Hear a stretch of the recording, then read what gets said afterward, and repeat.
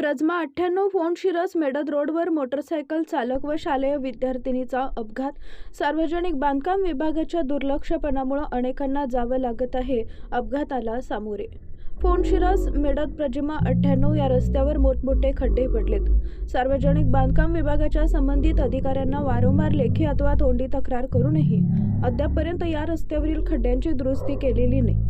श्री बाणलिंग विद्यालय फोन शिरस या ठिकाणी 8वी मध्ये शिकणारी विद्यार्थिनीचा मोटरसायकल चालवणाऱ्या युवकाचा अपघात झालाय। या अपघाताचं कारण म्हणजे रस्त्यावरती पडलेले मोठमोठ्या खड्ड्यांमुळेच हा अपघात झालाय। असे अनेक प्रकारचे छोटे मोठे अपघात वारंवार या रस्त्यावर होत असतात, परंतु सार्वजनिक बांधकाम विभागाचे संबंधित अधिकारी हे जाणीवपूर्वक प्रज्मा 98 या रस्त्याची दयनीय अवस्था झालेली असताना देखील त्याकडे जाणीवपूर्वक दुर्लक्ष करत असल्याचं दिसून येत आहे।